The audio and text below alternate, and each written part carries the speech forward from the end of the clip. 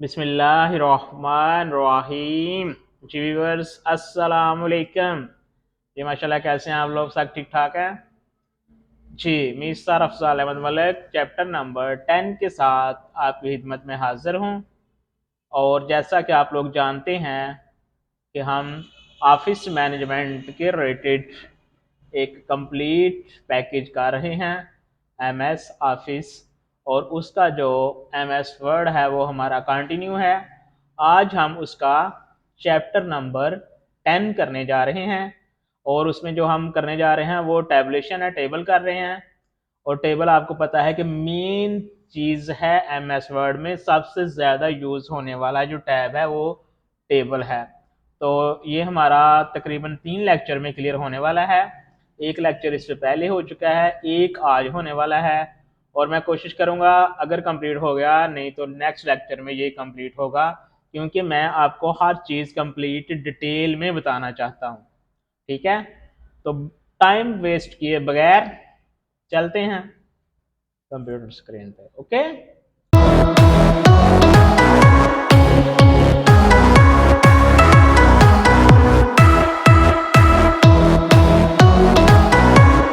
तो जी हम अपनी कंप्यूटर स्क्रीन पे आ गए हैं। और आते ही हमने क्या किया कि एमएस वर्ड को ओपन कर लिया। ओके हो गया।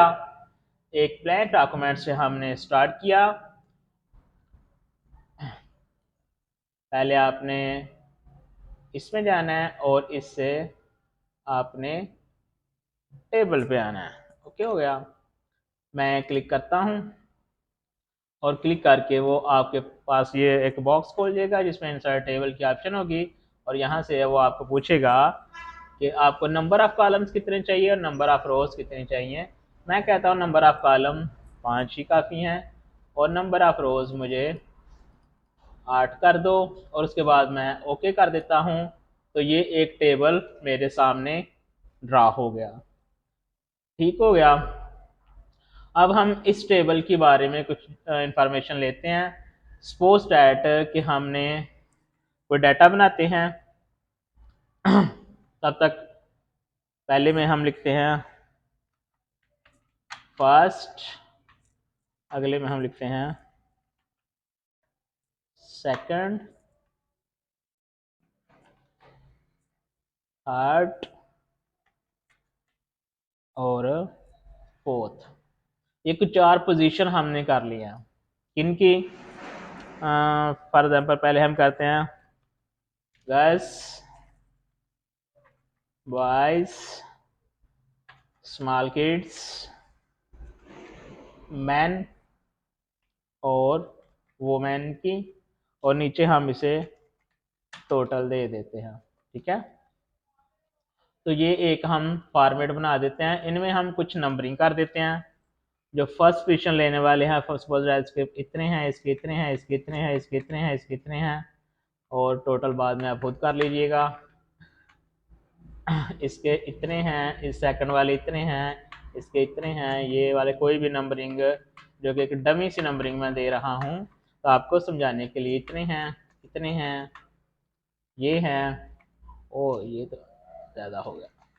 और उसके बाद ये हैं और ये हैं। इसके अलावा फोर्थ पोजीशन में भी कुछ हैं, वो इतने हैं, ये हैं, ये हैं, ये हैं और ये हैं। ठीक हो गया। उसके बाद मैं क्या करता हूँ कि इसको कोई फॉर्मेट दे देता हूँ, ताकि ये एक टेबल तो बना हुआ है लेकिन उस तरह का खूबसूरती नहीं है। तो ये आपके सामने जितने भी ये इसके नज़र आ रहे हैं, ये इसके फॉर्मेट हैं। ठीक है, यहाँ से लेके यहाँ तक इसके फॉर्मेट हैं। और उसके बाद अगर आप इसे क्लिक करेंगे तो मज़ीद भी ओपन हो जाएंगे। मैं क्लिक करके दिखाता हूँ, ये देखो ये हो गया। तो मैं ऐसा करता हूँ कि ग्रीन कलर ले लेता हूँ। ये मैंने ग्रीन कलर ले लिया। ठीक हो गया। अब देखें कि नंबर ऑफ़ कॉलम्स मैंने ड्रा किए थे, नंबर ऑफ़ रोज़ मैंने ड्रा की थी, लेकिन यहाँ पे तो मुझे नंबर ऑफ़ कॉलम सिर्फ एक ही नज़र आ रहा है। और नंबर ऑफ़ रोज़ मैंने जितनी ड्रा की थी उतनी नज़र आ रही हैं। और ऊपर कुछ जो हमारा हेडर है उसमें भी सिर्फ एक रो नज़र आ रही है, कॉलम उसमें भी नज़र नहीं आ रहे। क्योंकि हमने फॉर्मेट ही ऐसा चूज़ किया था, उसने अपनी मुताबिक अपनी जो उसकी फॉर्मेटिंग के मुताबिक इसमें कन्वर्ट कर दिया। लेकिन हमें तो ऐसा नहीं चाहिए था, हम ऐसा करते हैं इसकी टोटल जानकारी हासिल करते हैं, चेक करते हैं कि ऐसा क्यों हुआ, कैसे हुआ। तो आपने क्या करना है ये मैं आपको बताता हूँ। आप इसके लेफ्ट कॉर्नर पे हैं, ये चीज़ें हैं, इन चीज़ों के बारे में मैं आपसे बात करने लगा हूँ। ठीक है, हेडर, जो सबसे ऊपर हेडर नुमाया नज़र आ रहा था ना, जिसमें मैं कह रहा था कॉलम नहीं है, उसके बाद उसका फर्स्ट कॉलम है, उसका लास्ट कॉलम है, उसकी टोटल रोज हैं और बैंडेड रोज हैं और बैंडेड कॉलम हैं, ये क्या है इसके बारे में हम बात करते हैं। ठीक हो गया। अब देखिए मैं हेडर को ख़त्म करने लगा हूँ। हेडर में टिक है, मैं क्या करता हूँ इस टिक को ख़त्म करता हूँ। टिक को ख़त्म करते ही क्या हुआ कि मैं इसको थोड़ा बड़ा कर लूँ, कि आपका जो हेडर एक नुमाया नज़र आ रहा था वो अब नज़र नहीं आ रहा। दोबारा टिक करके दिखाता हूँ, मैंने टिक किया तो ये हेडर आपका नुमाया नज़र आ रहा है। अगर मैंने इसे टिक को ख़त्म किया तो मेरा हेडर यहाँ से नज़र नहीं आ रहा। उसके बाद नेक्स्ट में फर्स्ट कॉलम पे जो टिक हुआ है मैं उसे ख़त्म करता हूँ तो मेरा फर्स्ट कॉलम भी गायब हो गया। अब पूरे टेबल में कोई कॉलम नहीं है, मैं फर्स्ट पे क्लिक करता हूँ, मेरा फर्स्ट कॉलम आ जाता है। मैं लास्ट पे क्लिक करता हूँ तो मेरा लास्ट पे कॉलम बन जाता है। ठीक है, ये लाइन पहले नहीं थी, लास्ट पे क्लिक करने से ये लाइन आ गई है, लास्ट में कॉलम बन गया है। इस तरह मैं टोटल रोज पे क्लिक करता हूँ तो मेरी टोटल रोज आ जाती हैं। इसके मैं कॉलम पे क्लिक करता हूँ तो मेरे तमाम जो रोज और कॉलम हैं वो एक्यूरेट मेरे सामने आ जाते हैं। इस तरह अपनी मर्जी के मुताबिक जो आपने करना है, जो जो आपकी रिक्वायरमेंट है उसके मुताबिक आप इसको कर सकते हो। ठीक हो गया। तो ये थी इसकी फॉर्मेटिंग। रो आप जो रखना चाह रहे हैं, हेडर देना चाह रहे हैं, कॉलम देना चाह रहे हैं, नहीं देना चाह रहे, तो आप अपनी मर्जी के मुताबिक इसकी सेटिंग कर सकते हैं। मैंने क्या किया कि हेडर को मैंने ख़त्म कर दिया और उसके बाद हम क्या करते हैं, इसके बाद आ जाती है हमारी शेडिंग। ठीक है हो गया, ये स्टाइल के बाद हमारी आ जाती है शेडिंग। इसका काम क्या है, ये कलर करती है। ठीक है, लेकिन कलर क्यों करती है, हमें एडवांटेज इसका क्या है। फॉर सपोज दैट कि हमने ना फर्स्ट पोजीशन में जो सबसे कम जिन्होंने फर्स्ट पोजीशन लिया है उसको हमने रेड करना है, क्योंकि ये खतरे की घंटी है। हम ऐसे करते हैं, इसमें क्लिक करते हैं, इसके नीचे क्लिक करते हैं, रेड पे क्लिक करते हैं, तो अब उस सेल का जो कलर है वो रेड हो गया। ठीक हो गया।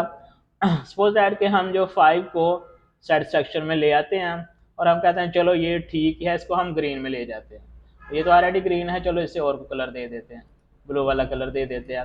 अब ये हुआ क्या कि 2 नंबर हमारे जो है ना ये दूसरे सेल से मुख्तलिफ हो गए, दूसरे सेल से इनकी नंबरिंग मुख्तलिफ हो गई, ये नुमाया फॉर्मेटिंग मुख्तलिफ हो गई, ये नुमाया हो गए। उसके बाद देखते हैं कि सेकंड में जो सबसे ज़्यादा मार्क्स हैं वो 85 है। ठीक है, तो हम ऐसा करते हैं कि इसको भी हाईलाइट करना चाहते हैं, हम क्या करते हैं इसको कोई नंबर दे देते हैं, कोई कलर दे देते हैं इस तरह से। अब आपको समझ आ गई, इस तरह आप कोई भी इसे कलर दे सकते हो। और इसकी खूबसूरती में बेहतर ये है कि मैं इसको ना जो इसकी मेन्यू बार है, जो इसका मेन है, इसका हेडर उसे नुमाया कर दूँ। ठीक हो गया। उसके बाद शेडिंग के बाद आ जाता है आपका बॉर्डर। तो आप किसी भी किस्म का इन पे एक एक सेल पे बॉर्डर अपनी मर्जी से ड्रा कर सकते हो। वो कैसे, अब बॉर्डर पे क्लिक करेंगे, ये वाला शेडिंग के आगे जो बॉर्डर है, बॉर्डर पे आपने क्लिक किया, बॉर्डर पे क्लिक करते ही आपके सामने कुछ लाइन के स्टाइल्स आ गए। जिस तरह का आपको बॉर्डर चाहिए उस तरह का आप बॉर्डर यहाँ से लें। सपोज दैट कि मैं ये वाला ले लेता हूँ। अब मेरे पास ये एक पेंसिल का स्टाइल बन गया। अब मैं क्या करता हूँ कि जिस लाइन पे मैं इसे क्लिक करूँगा वहाँ वो नुमाया हो जाएगी, एक बॉर्डर बन जाएगा। ठीक हो गया, मैंने इस पर क्लिक किया, ये बॉर्डर बन गया, मैंने इसके नीचे वाले पे क्लिक किया, ये बॉर्डर बन गया, मैंने साइड पे क्लिक किया, ये बॉर्डर बन गया। और मैं यहाँ से इसका साइज बड़ा या छोटा कर सकता हूँ। मैं नीचे क्लिक करता हूँ, अभी इसका 1.5 है, मैं इसे बढ़ा के 4.5 कर देता हूँ, ये बड़ा हो जाएगा। अब मैं जिस लाइन पे क्लिक करूँगा उसमें ये बॉर्डर जरा नुमाया सा बड़ा सा होके लगेगा, जैसा कि ये। ठीक हो गया। और इसी तरह मैं नीचे पेन कलर है, इसका कलर भी तब्दील कर सकता हूँ।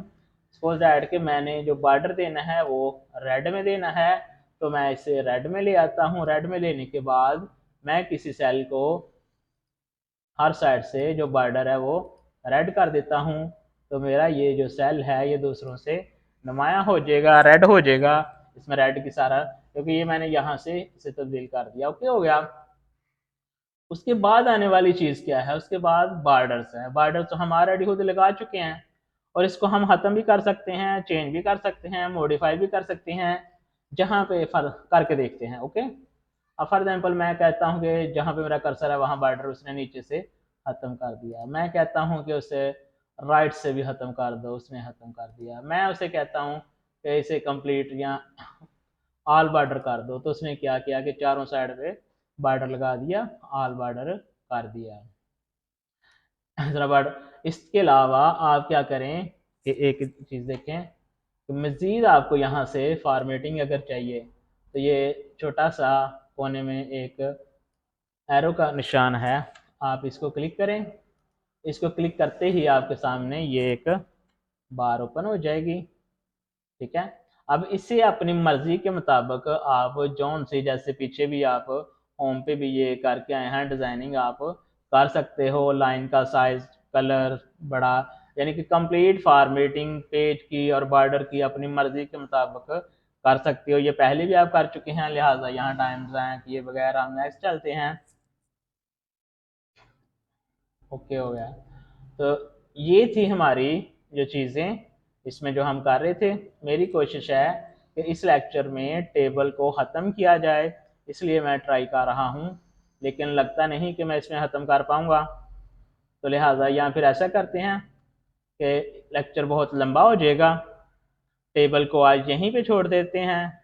नेक्स्ट लेक्चर के में हम इंशाल्लाह इसे कंप्लीट करेंगे, क्योंकि ये बहुत अहम चीज़ है, बार बार आपको मैं कह रहा हूँ, और ज़्यादातर वर्किंग इसी में होने वाली है। तो लिहाजा हम ऐसा करते हैं कि आज का लेक्चर क्लोज़ करते हैं। नेक्स्ट चैप्टर में फिर आपसे मुलाकात होती है, तब तक इसकी स्टडी करिएगा, अपना ख्याल रखिएगा और दुआओं में याद रखिएगा। अल्लाह हाफिज़।